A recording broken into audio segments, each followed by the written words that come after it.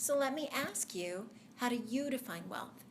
Most people define it by the sum total amount of their investments. And if that number is big enough, they feel wealthy.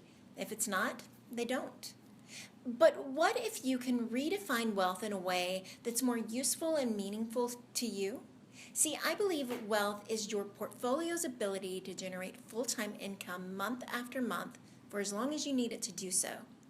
So isn't your ability to retire and live well for the rest of your life, regardless of market swings, really the most important factor of determining wealth? So then wealth merely isn't the dollar value of your portfolio, but rather the spendable income it can produce. So think about it. There will most likely be a day when you are either no longer able or no longer willing to work. And when that happens, you'll move into retirement.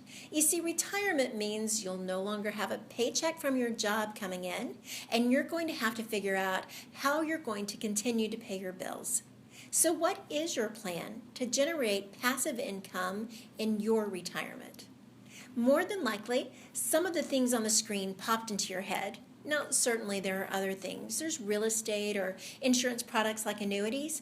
But what you see here is a list of what is typically considered the most common sources of cash flow. So what do all of these things have in common? It's that unfortunately, they just don't pay very much. In fact, the yields from most of these things are about as unappealing as they've ever been. And the sad reality is there's a good chance none of these will enable you to survive what could very well be a pretty long retirement, which is why you need a better plan for income replacement. So our strategy, the Snider Investment Method, is a long-term investment strategy that uses a combination of stocks, options, and cash management techniques in a uniquely powerful way to generate portfolio income. The goal is to generate an average of 1% monthly yield from your portfolio and to avoid any permanent loss of capital. And remember, these are goals, not guarantees. But the big distinction here is that because we have a cash flow approach to investing, we don't buy stocks in the hopes that they will go up in price so we can sell them sometime in the future for a profit.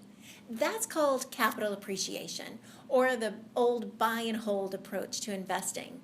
And one of the fundamental problems with capital appreciation is that it relies on a market with a well-known history of bear markets. In other words, it's very likely that your retirement could be held hostage by the whim of a random and volatile market. But cash flow investing works differently.